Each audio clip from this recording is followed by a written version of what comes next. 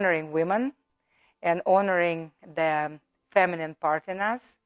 And I want right away just to give honor to this lady who gave a birth to these three. It's amazing, yeah, like how one woman, like one, can create abundance. And that's what's happening with them when we start asking the question about creation story. So it's like a question that was interesting for me always, creation story. How did it all started? And what is it? And we're all asking this question. What is it? Like, what is it?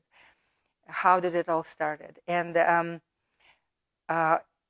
right away, I'm showing that I have Mother Mary, and she's holding, you notice the icon. It's one of my favorite icons. But the question is still like standing, why and when the switch happened from goddess to God. Because if you look at all the indigenous cultures on all continents, there was always goddess. Like even some information go as far as like 25,000 years ago. The civilizations left what's called like Baba, like statues of women, and they're usually round, solidly big, and they're always like big-breasted with big bellies. And these statues are in, I'm saying, it's like that was divinity. That was what was honored. And we could find like these amazing statues in Siberia, in South America, in Africa. It's like all the continents are filled up with the witnessing of honoring women.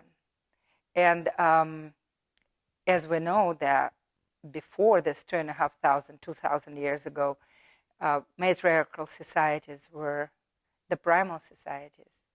The other interesting part I wanted to notice that when women were kind of ruling the world, in many societies they develop also counterpart, man and a woman, goddess and a god.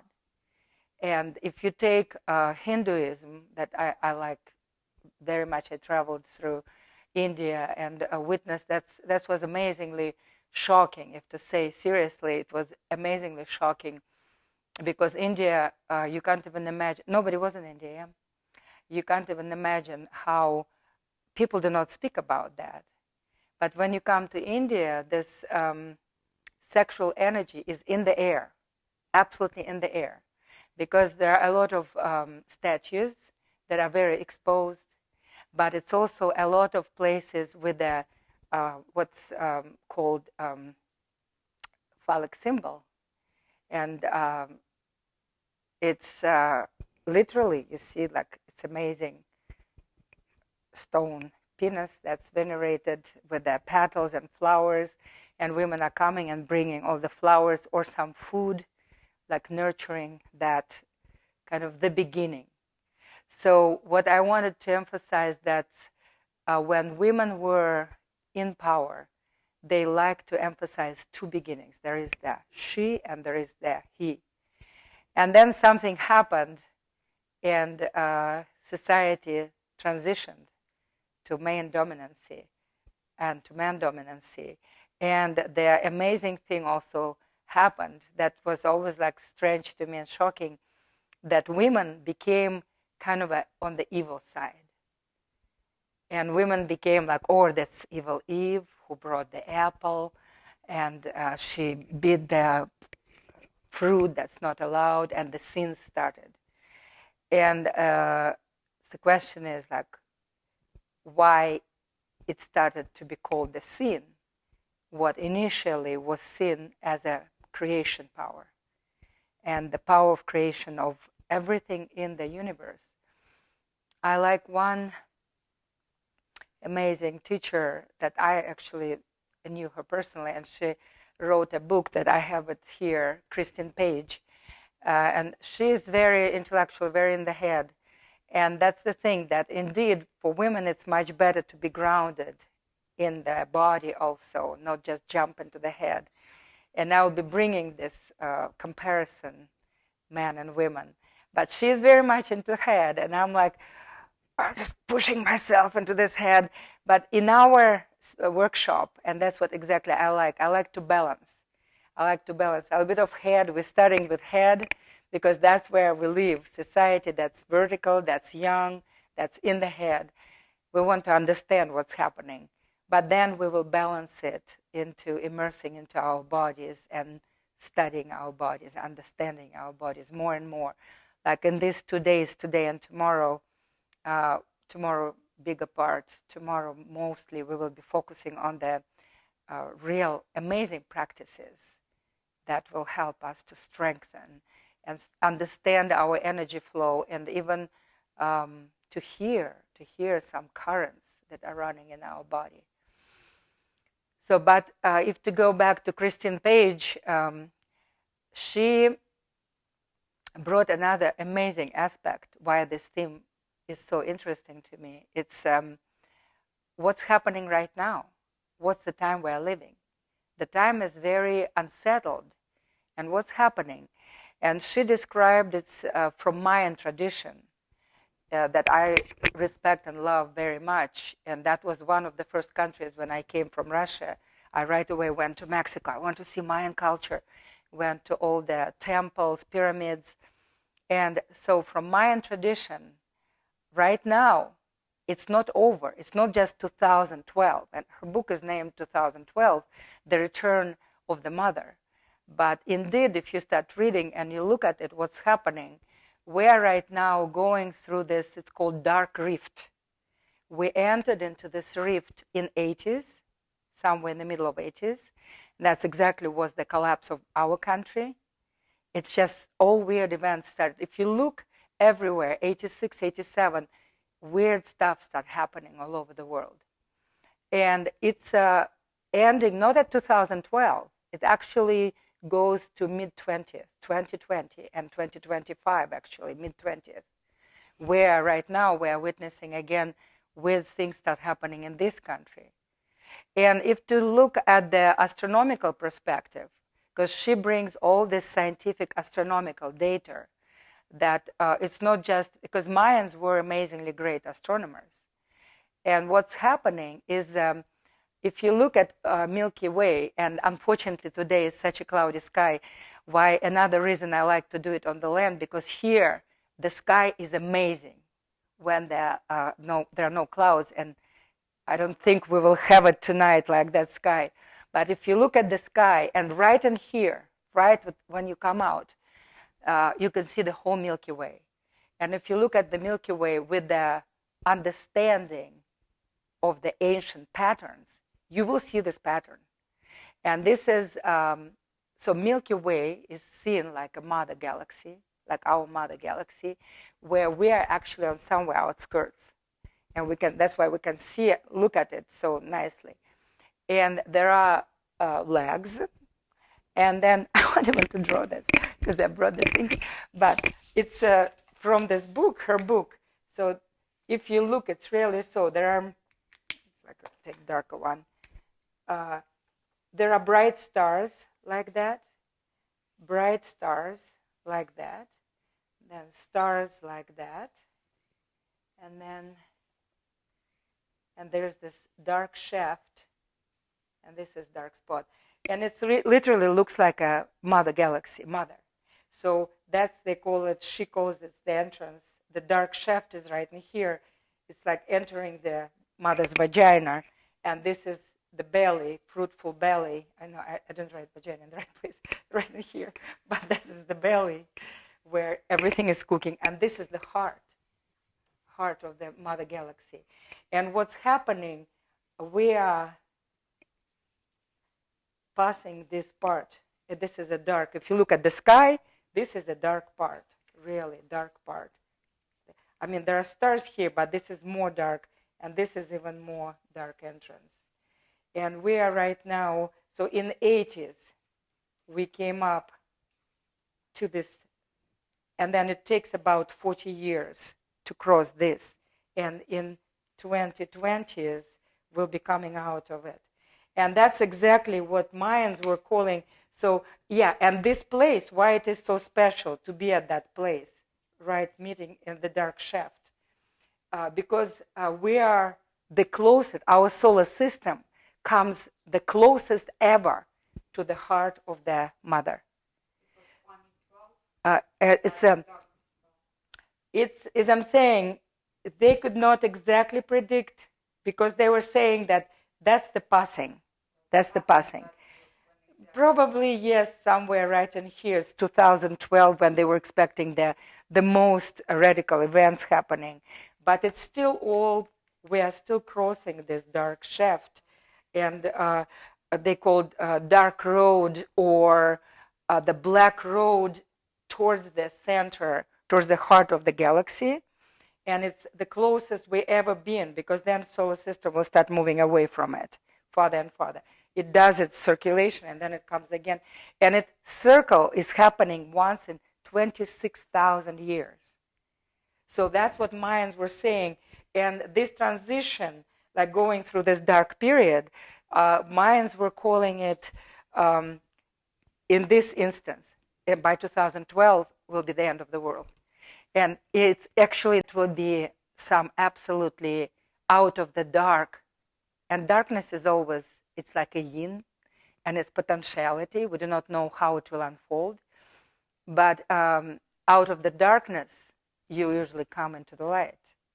And that's how they were all expecting that. Mayans were saying it in the way that we're leaving the fourth sun, and we're entering the fifth world, or fifth sun.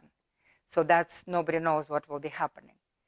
But what one clear thing we just all observing, it's definitely the change of the role of the women again. This feminine movement started exactly, and it's like 40, 50 years ago, and it's growing and growing and growing. And now we are coming into the shift where everybody all over the world are speaking about women's leadership and women coming forward. Anyways, for me, that was very exciting. And it's like, okay, that's the theme I want to understand. And the part is about another that was very exciting for me. That's the connection with the heart of the mother galaxy. And in this instance, I want to say several words about the heart. The heart is seen, like, have you heard, it's from sacred geometry. Maybe you didn't, I don't want to totally overwhelm your mind, but it's interesting, and I will be emphasizing the interesting part. Like, there are different sacred shapes, and they are exhibits itself in the universe, in the world, in the structure of everything. And one of the shapes is torus, toroidal, or toroidal symbols, toroidal structures. And our heart is, it's like the energy comes out and makes a round and comes from the back in from the other side. Earth is the same. It's called toroidal object. Energy comes out, or organism. Energy comes out, energy comes in. Our heart is like that. Energy comes out, energy comes in. Our heart is actually can feel the energy. There is a Heart Math Institute studying right now that energy of the heart. It can be felt 50, 60 feet away. It's like we feel with our heart, and we say like that, oh, I feel it. I have a gut feeling or heart feeling. And women know it better than men and trust this, when we say trust your intuition. So basically, heart to heart can feel on a big distance. And she spreads even more that all the toroidal organisms or objects, they are connected. They can find the frequency that spreads between them can be transmitted and interpreted, decoded. So like we clearly can connect with the heart of the mother galaxy. So, and in this realm of quantum physics, the information spreads momentarily. It's like it seems that you don't, it's much faster than the speed of light. It's incomparable with the speed of light. It's something happens here, it could be reflected maybe just right away if you open your heart, but it's a very special state. when the heart is open and you feel like uplift, and you feel like really that vibration of what we call love, or high emotional elevation. And so what happened, that the last 2,500 years, like I will say 2,000 years, that type of energy started to be shut down. It was shutting down. There is one other writer who wrote ABCs. It was a book, ABCs versus the Goddess.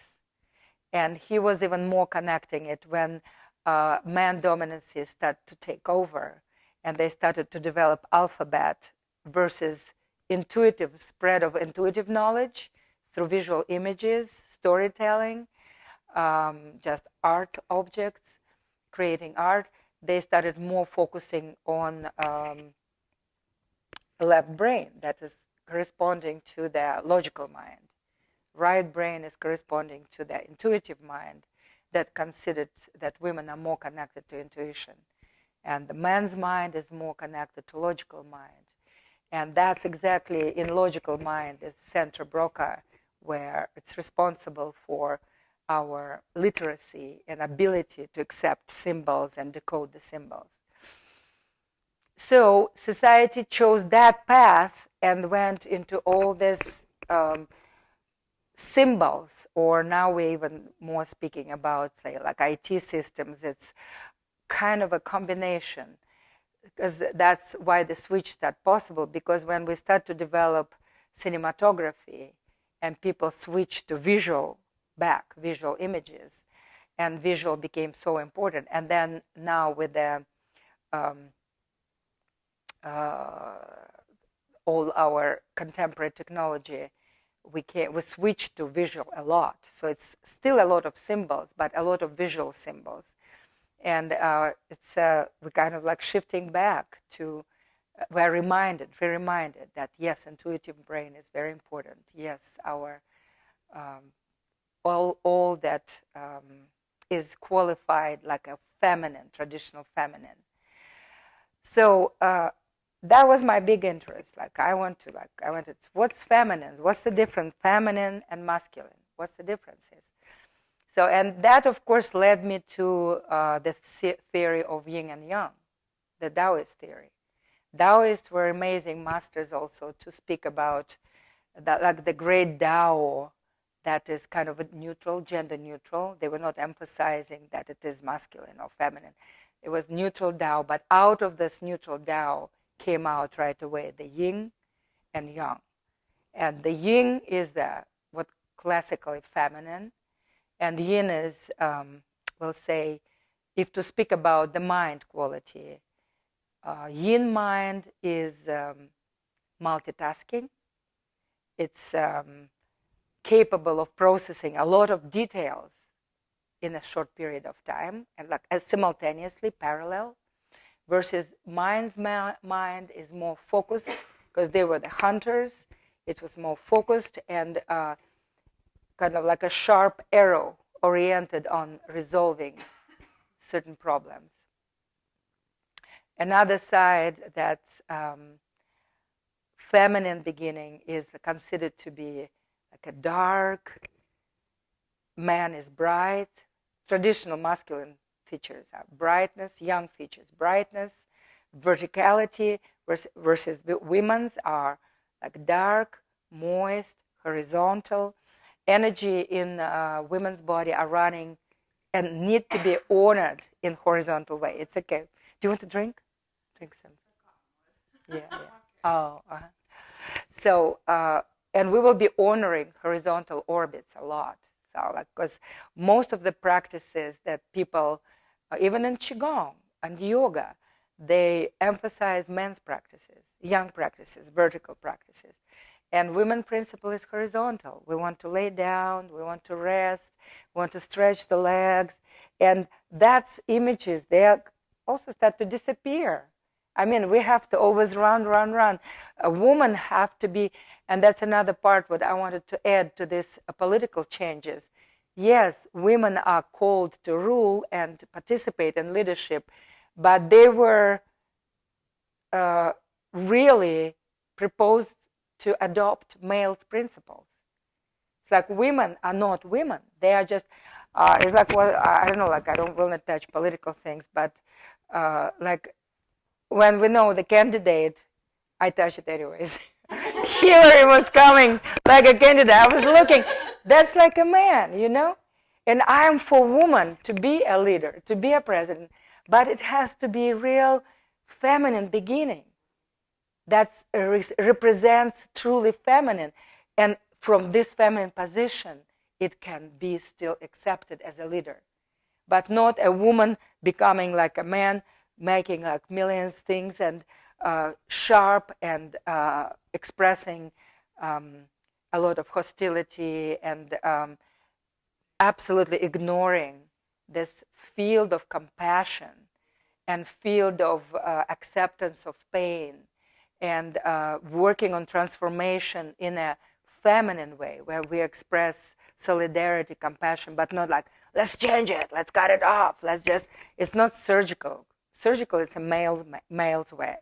But a feminine way is like we'll give some nice herbal treatment. We give some nice hot pad to nurture the pain. It's nurturing way. So, and another thing, I'm still in the introduction. Bear with me because it's like I want to explain why it was so important to me. Another, it's like will be my third important aspect of why to study, why to honor and venerate feminine, true feminine, not to be afraid of it. There was an interesting Austrian philosopher, but he spoke Russian, and he wrote, that's how I read, Russians rarely translated him, and he was very prominent. It's Otto Weininger. Did you hear? Otto Weininger. He wrote his book, very famous book, in 1903, and the book was called the Character, Gender and Character, or like another translation could be done, Psychology of Gender. And that was like first book of that type. And he brought, for the first time on very scientific basis, and he was 23 years old, a young man, absolutely young man. He brought the aspect that yin and yang qualities, feminine and masculine, and they're present in every aspect of life. And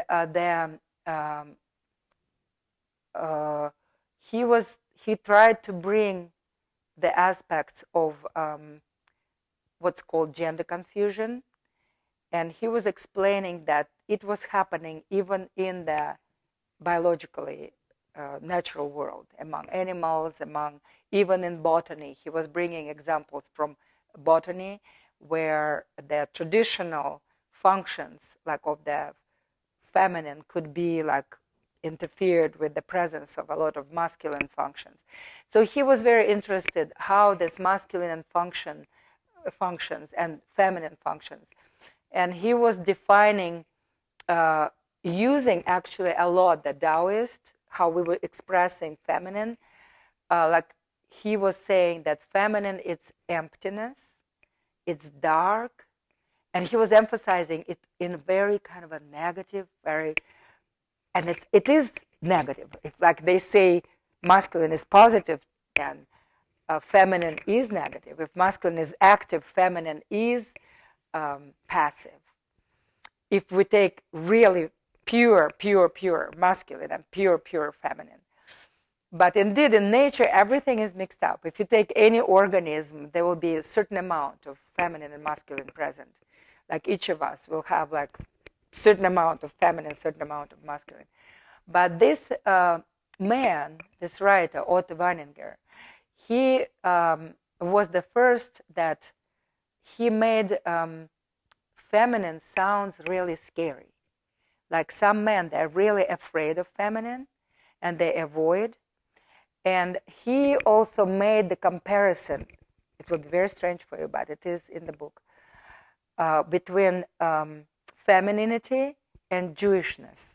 He introduced the term Jewishness. Like if you take like really what he was calling Jewishness, it will be described by the qualities of pure femininity, not feminism, femininity. And he ended up admitting that he was gay, that he discovered in himself more feminine qualities than masculine.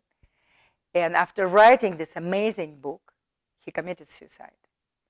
The book became very popular, and it actually, in a negative way, impacted Hitler and Hitlerism, and whole Nazi movement was using his book, that he, Jewish man, he was Jewish and he was gay. But he described it from like he was afraid of himself. Instead of accepting who he is and seeing the best in it, he got absolutely scared of that. And he wrote, and I'm saying, book from scientific point of view is very valuable. I read it, and it has like cellular biology in it. It has a lot of information from zoology, but and then psychological part is amazing. But it clearly, you see, and Taoism, looks like he was very familiar with Taoism. But one part he completely messed up, that he was completely scared of another part of feminine is changeability. Women are changeable. Pure feminine is changeable. And pure feminine is really kind of, it's a form that's waiting for content. And in some, they say man is a focus, but woman is just a force. But it doesn't have a focus. And he was very scared of all of that. And when I read this book, I was like shocked. And the fact that in Nazis were using for genociding Jewish people based on the book that was written by a Jewish person himself. That's really shocked me. And I need to kind of add also that as a growing up, I was very like a tomboy. I had a brother, and I was very anti-girls. I was never actually interested in women. I was never lesbian. I'm just like saying sincerely, I was always interested in men, But I was behaving like a boy a lot, and I wanted to like be like a boy, running in pants and climbing trees and screaming loud. And I was like really, and arguing, So I really lacked a lot of feminine qualities. Yeah. So like I was kind of like missing feminine qualities. So I needed to discover, like when I was pregnant, I became pregnant pretty early. I was like just turned 20. And I was like, what is that? I didn't even have a chance to study that, because I was like, man, I have to accept it. I have to deal with it, and I have to understand what feminine is. And so with years, I learned to love feminine and like really accept it in myself, accept that even this kind of this dark side. And it's great. And then I start to look what I do like about that. And I just like always like, then you see, for me, it was find the best goddess that inspired me. Because I love art, I love sculpture, I love history, and just definitely goddesses jumped on me. My favorite goddess is like goddess Inanna, and that comes from the most ancient culture, from Sumerian culture. And she was, like according to the legend, Sumerians were the first, or other word is Anunnaki. Anunnaki were the first, and some people know about Anunnakis that, how scary they are reptilians. Believe me, I read so many books about Anunnakis, like original, I read plates, Sumerian plates that are actually in Hermitage. Hermitage is the biggest museum in Russia. It's like a really famous museum. And there is a Louvre in France, in Paris, where in these two biggest museums in the world, they keep the plates of Sumerians. They're made out of mud, and it's like first cuneiform writing. and all the legends about Nibiru and about Inanna, the goddess Inanna, and Marduk. And there is another great man, Zachariah Sitchin, who interpreted a lot of that. And his book was also amazing for me. And he wrote the whole story, how basically the first, what we call gods, they came and helped to impact our DNA of who, and beings who lived on the planet Earth. And they impacted DNA and created a man and a woman, first man and a woman. And it was a long process of creation. And then these gods, the creators, they were arguing whether to keep humans or not, whether they are good or not, whether we fulfilled their dreams or we just ruined everything. And Inanna was one of these gods. She was the daughter of Enlil, and she loved, her husband was the son of Enki, and her husband kind of died. And Anunnaki are practically immortal in our experience, because they can live thousands and thousands and thousands. Yeah, their cycle of Nibiru is 3,600 years. So their 1 year is our 3,600 years. So imagine when they reach their maturity, like 20 years old, it's 3,600 times 20. That's how. So they lived really, practically for us, they were immortal. And when they came and created humans, they didn't give us immortality, because our cycle is different, our planet. So our life is determined by our cycle, in a way. So anyways, I'm sharing one of the theories of possible creation of human being.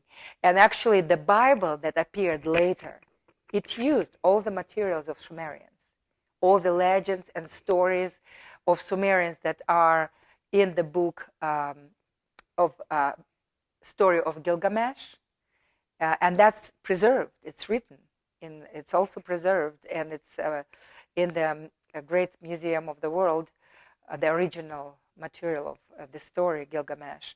But it was retold many times, and then one of the retelling of the story is in the Bible, and that's how the Bible started, like about 5,500 years ago. So what I want to expand our mind, that our story is really very extended, way beyond what we know. But still, we, for ourselves, I would inspire, as a result of our workshop, get inspired by some goddess that will support you in the hard times of your life. And and that's how I want to start right now, because we will be starting right now. I'll be giving you word also, because we want to think how to accept our pain, how not to run away from negative emotions. I want to actually define also what officially in psychology, what trauma is.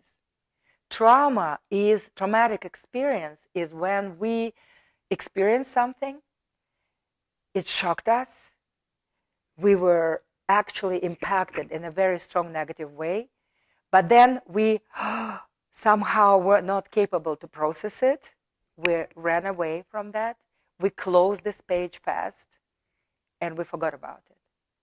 And then later, years later, something happening that reminds us about this similar episode. And we're getting into panic attack and depression, into anxiety. And then you go to psychologists, you go to psychotherapist, and you start working and understanding what's triggered me, like what happened. And then the old trauma comes out. And that's when the episode is trauma, when it's not processed. But when we process our pain, when we allow ourselves to share pain, we are not keeping it to ourselves. I'm feeling bad and I want to share with my friend. I want to share with my family. And if I cannot share with my family, I go to therapist and I share, but I find the way to share. Then we are women. Then we are honoring our feminine. Because masculine is trying to push away things and say, okay, forget it. Let's move on. And if we really have to forget the old story, but first we have to process it. That's the key. That's the key. Some things are happening. We want to process it. We want to share it. And when we process it, we understood it. We say, okay, I can move on. And that's fine. So your man processes it and then move, but women not process, just close it? Women, no. Men, very good question. A lot of men do not process it.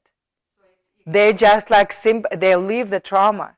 That's why it's amazing how men, even the ones who are saying, I don't need therapy, and then years later, they get into addictions, or they didn't understand what happened. They jumped into, most common outlet is addiction, because addiction soothes their pain, and they, without understanding what they are doing, they are actually soothing their pain. But women, more likely, they will just still, when the pain start knocking, if they didn't process it, if the pain is knocking, they're like, oh, I feel kind of nervous, anxious. I really want to talk to somebody. And she runs, she finds a girlfriend, she finds somebody, and she talks and shares. Or she watches the movie that makes her cry. It's called catharsis through the movie. Or in Russian tradition, we sing songs. That I brought my guitar. I'll be singing you tonight my most dramatic songs, because I do not remember any positive song. I remember only sad songs. That's my way to, if I hear sad song, I remember it. If I hear like joyful song, I can sing it together with somebody, but I don't remember it. So we will be having a chance today. If we will not cry right here, we will sing bad songs today and cry with our songs, or maybe dance. So let us right now, and that's what I would say. If you would ever record it, we can just stop recording, but we can just go into the what I call well of tears. And I would just say, we will not be digging deep, because we are here right now. We're in the workshop, we're here. Although if something will come out, that's really just, you're surprised yourself it came out. Just don't hold it, because it's a totally safe place. Just don't hold it. So, but I'm liking also always to say what's still right in here. If there is something, maybe it's a recent happening or something, or maybe it's old pain that you carry with you, and you finally say, that's it, I'm done with it. Maybe you processed it already, but it's still like a reminder, still always in the mind, and you just like, okay, when will he become? When he will get out of here? And so, because this is our verbal part, then we will go to nonverbal. Even at the end of today, I'll propose a good breathing method that we will be just releasing through breath work. And then we'll be learning more, like how to release through different breath work, different chants, different stretches, how to release, understand the energy structure. We'll be understanding the energy structure of the body. And that's very important. So let's just start.